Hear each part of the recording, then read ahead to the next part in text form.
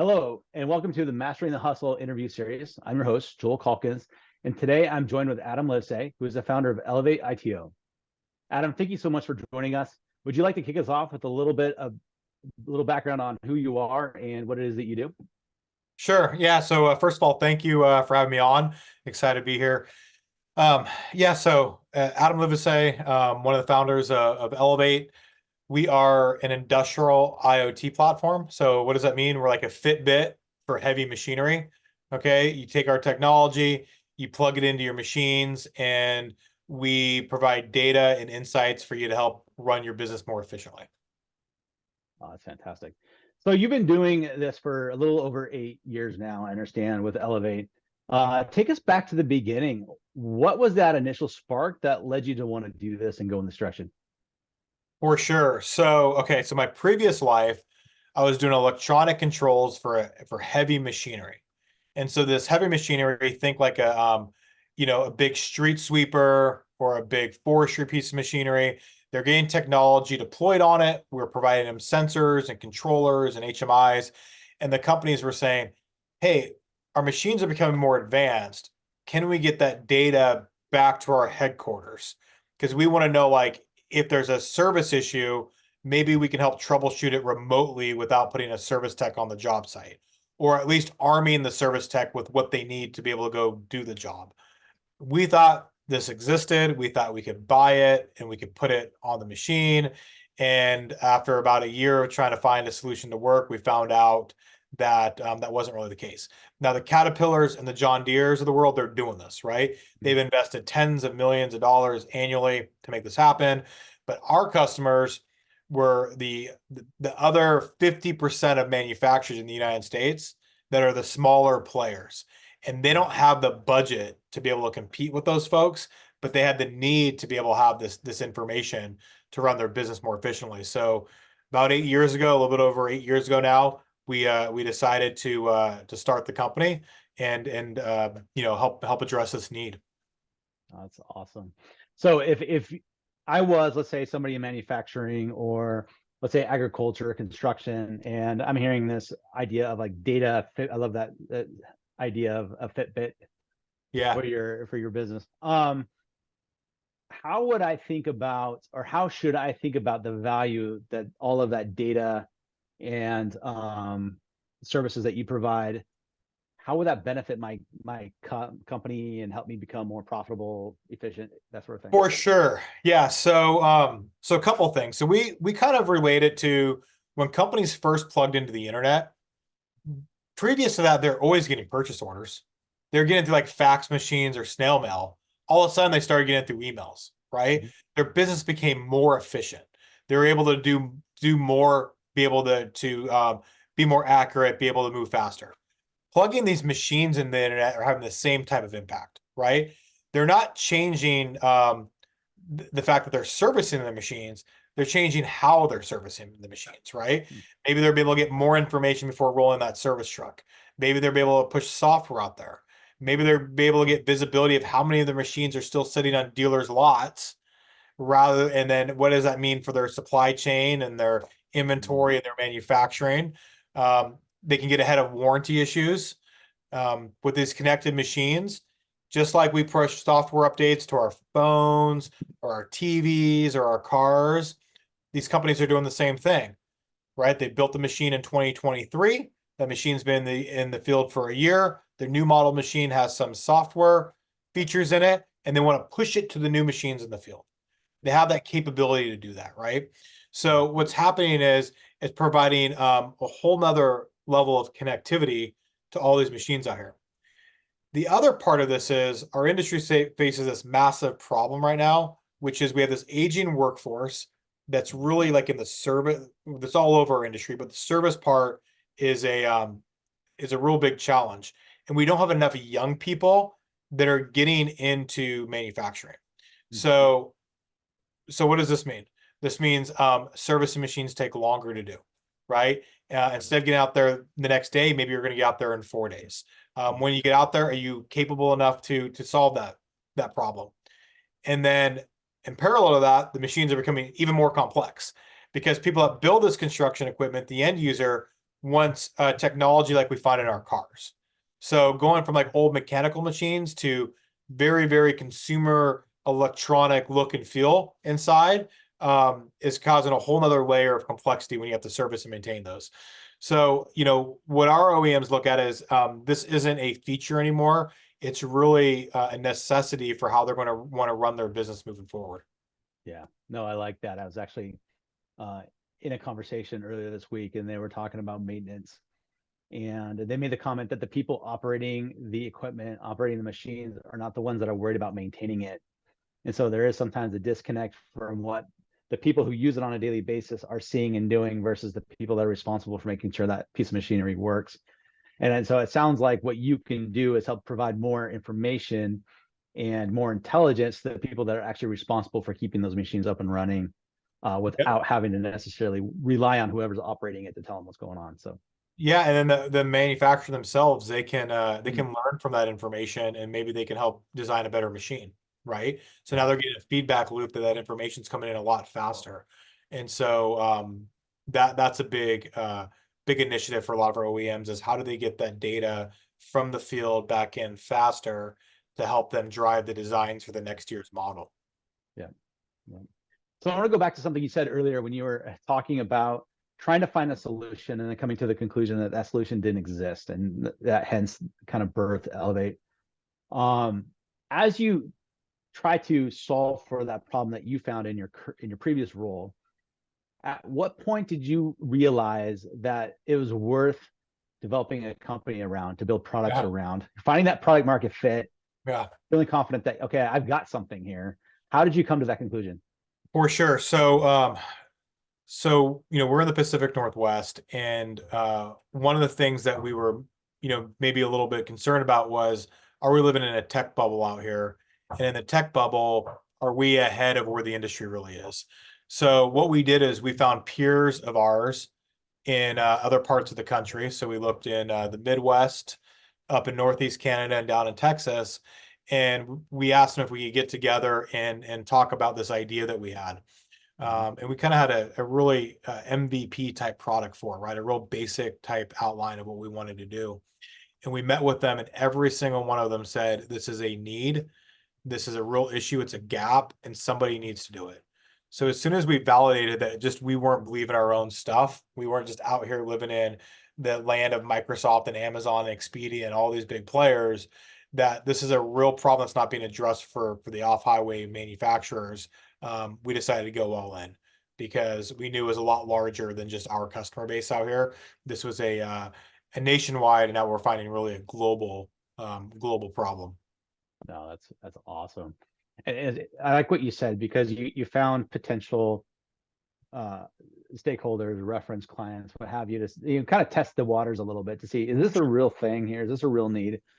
And that's true in the technology space. And I know that's a common practice to have reference clients in the technology space, but it can also apply to other areas too. So for any business owner who's looking to expand their products and services, it's a good practice. So can you share a little bit more about, once you've identified, okay, this is a need, how'd you go from knowing that there's a need to actually building something that you could monetize and scale? What were some of the steps you took in between? Yeah, it's a great question. So the first thing we did was, so out of those reference customers, we ended up running interviews with them on their most pressing problems that they have in different positions inside their company, right? And one of the things we found out real quickly was remote service tools. And so while IoT can provide a ton of stuff, we had to keep it real simple. So I said, okay, if we can solve this problem, which is a remote service tool problem, meaning that their software platform that they design their electronic controls with and service machines today have to get plugged in to the machine through a cable. If we can help them cut that cable and their service techs can look in those machines remotely and troubleshoot, that alone would help save people from flying on airplanes, get machines up and operating faster, pushing software, the whole deal. So we focused it on that, and we said, okay, we're gonna make that product, is leading class, and that's still our largest probably our largest use case out there. The difference is over, 8 years ago, people were willing to pay a premium for that. Now it's expected. So it's gone from being a high value, right, product to a table stakes product. But for us, we knew that we had to solve a real problem out of the gate, and that's what we did. So by interviewing all the customers, we found the common thread was remote service tool access. We believed that was going to be the case anyways, but getting the customers to tell us that then allow us to get super focused and dialed in and solve that problem. Very cool. No, that's awesome. So if it's all right, I'd like to talk about you as the co-founder of Elevate and your experience in that role. So we've talked a lot about, finding that product market fit. But once you got there, now you're dealing with a whole different series of issues in terms of growth and making sure that you can service it. What are some of the biggest challenges you found as you've grown Elevate, and what have you done to mitigate some of those things? Yeah. The number one thing is probably learning to say no, right? So making sure that we stay true to the market and the customer profile that we are serving. And this changes as you grow as a company. And so for us, we wanted to really stay to the privately owned smaller manufacturers to begin with. And they're still by volume our largest customer set. But then over time, we started to sell up the market to what we consider mid-market and then big multinational companies. And so saying no to stuff where, we had an aerospace company come and talk to us. We had inside the factory floor companies come and talk to us. We had large multinational companies come and talk to us. And our concern there was, if you had a company that was too large, they could really dictate what your future was going to be, and they could kill a budget very quickly. If we stayed small, kind of the Salesforce model, when Salesforce first started, they went after very small businesses and then started to expand up, right? If we stayed there, then we realized that if we can help service those customers, the product would get better over time, it get more robust, and we would go up the market. So I think that was number one, is learning to say no. And that's really hard to do because that wasn't like easy. It was a lot of discussion. Sometimes we veered off. We spent too much time with one of these opportunities, and we had to have a lot of gut checks to say this isn't who we are. Because the carrot looks too great, right? It's this massive company. They're engaging with you. There's all this stuff, but ultimately, it probably wouldn't have worked out well for us. And then two, I would say, is hiring. When you start to scale hiring correctly, and then maybe firing correctly, as bad as that sounds. But when you're a small company, probably any company, the quality of hires really matters, right? Because as you start to scale, you want to get people that are aligned with you, people that challenge you, people that aren't the same as you, right? If there's two of us, probably one of us isn't needed, type of thing, right? Yeah. And so making sure that culture fits really, really great. But then as the company grows, if people aren't growing with the company, they might not be the right fit ultimately. And I think as a smaller company, sometimes the really hard thing is not making that change soon enough. So those are all been growing scenarios. And then, most recently we started, hiring in some just, great additions to the team, folks that are coming in and taking over what I've done forever, which was kind of like lead the sales organization. And now they're leading it and they're doing it better than I've ever done it. And not being part of all of those meetings and all the conferences and all the time, because it's really their group now. That is, that's an education curve that you go through as well, right?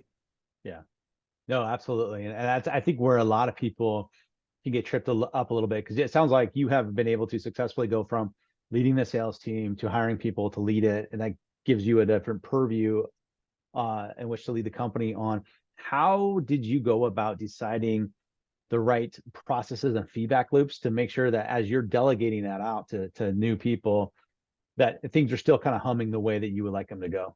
For sure. So, we implement two things. So one, every Friday, the leader of our engineering team, the leader of our sales team, Friday to Monday, they send out a weekly status update. And that weekly status update is an email to everyone on the team that has just high points of needle movers for the organization that week, right? So this is stuff about customer stuff or product stuff or whatever. So it gives us a good pulse of what's happening.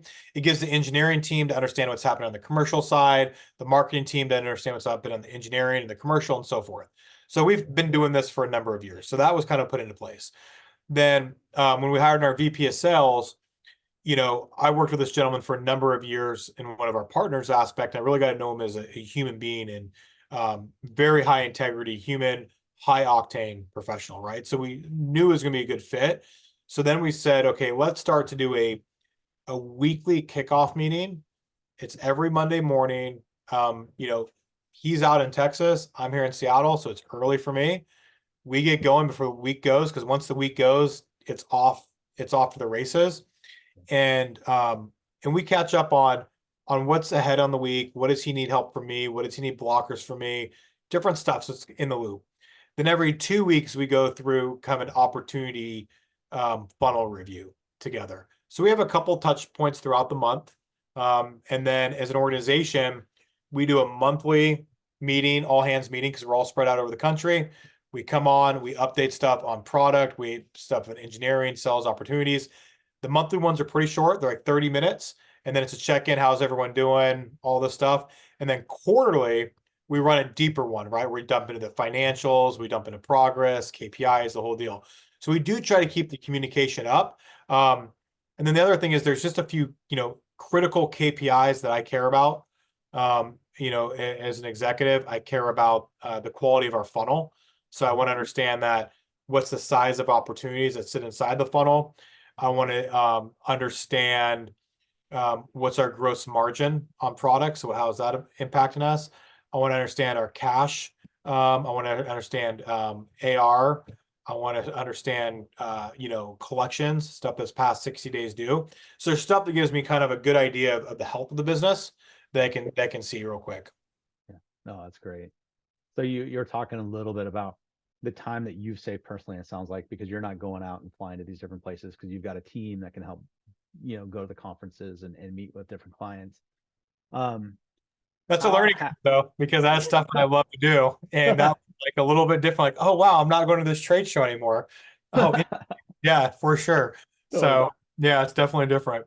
Yeah, definitely a change. So tell me a little bit about that, because I think a lot of business owners, they struggle with, they go into business often because they want to grow something that's their own. Mhm. They want to leave their stamp on whatever industry they're in, but they also want to build, a lifestyle for themselves and for their families. How do you manage the demands of the business with, the other responsibilities that you have, on the personal level or what have you? For sure. So that's taken a while to learn. I would say at the beginning, it's really difficult. So I always use the term co-balance because it's really, I think about balance, I think I like an easy teeter-totter or something, but it's really kind of co-balance in out there. And because there's seasons inside any business, seasons during the life of the business, but just throughout the year as well, right? And so at the beginning, I think that you are afraid to die, right?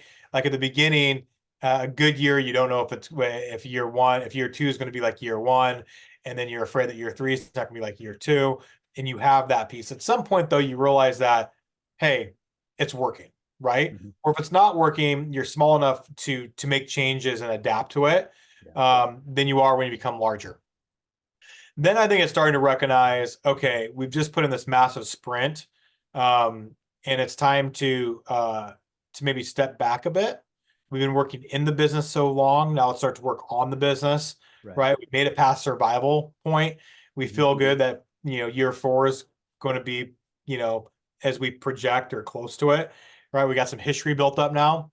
And so at that point now, it's that's probably the hardest point of co-balancing, because now you have to really understand there's diminishing returns, right? At some point, what I've recognized is my brain only operates X amount of hours a day in high octane, high productive stuff. Yeah. It only operates X amount of hours a week. I can only travel so many weeks a year.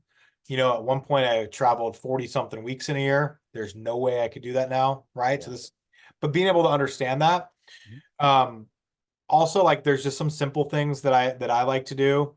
One of the things is like the first hour of every morning, I will check my email right when I wake up. I want to make sure there's no red flags that I need to get to right away. Even if there's an issue, but it's not like a fire, I'm okay with it.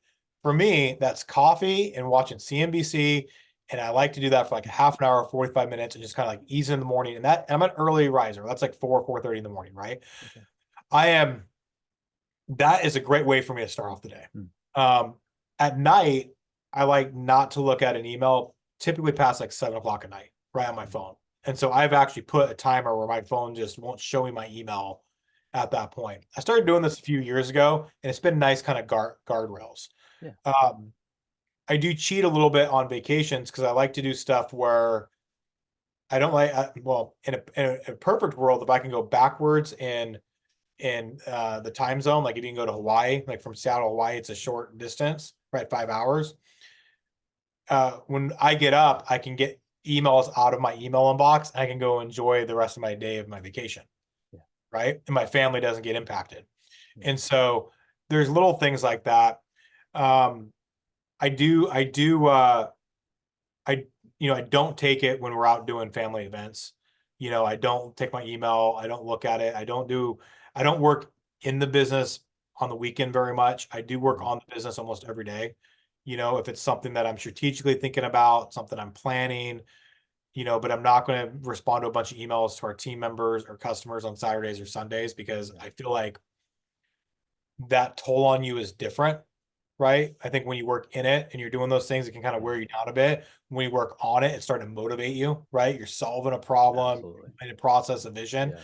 So, you know, it's figuring that out because not everyone's the same. Mhm. But I think COVID, when COVID happened and there was a lot of uncertainty and how you manage that, and then, you know, fortunately we came through a lot stronger from it. I think that taught a lot of companies of um, you know, you don't have to be on planes all the time. You don't Mhm. have to, you know, work around the clock. There's a lot of different things that cloud services got adopted, you know, like Zoom and Teams and chat and all this stuff became so much more prevalent inside organizations of communication. Companies weren't expecting you to respond all hours of the night. That changed. So it's a learning curve and it adjusts for sure. But then at the same token, understand that um, if you do have a massive pressing issue, you're not going to clock it in and clock it out. There could be times as a leader of an organization that you got to turn on the throttle, and you're going to have to burn some serious hours. But that's okay. That's not going to be every day as it was in the beginning. So, Yeah. long answer, short question, but it's evolving and it's setting up those guardrails and setting up some rules for yourself to stay in there. And then for me, one thing I do is I try to go for a walk every day at the end of the day. Hmm. And because I work from home a lot, I travel or work from the home office. And I think that people used to have a commute home, you know, and that was their decompression state. Yep. By going for a walk at the end of the day, I get to decompress, I got to process issues, I got to think through stuff, I can listen to a podcast, listen to an audiobook, and it helps me transition from like work day to family day. Oh, that's awesome. Well, Adam, it's been great talking with you and hearing more about your company and how you lead it. So I really do appreciate your time. Thank you so much. And I wish you the best with Elevate in the future. Thank you. Likewise. All right.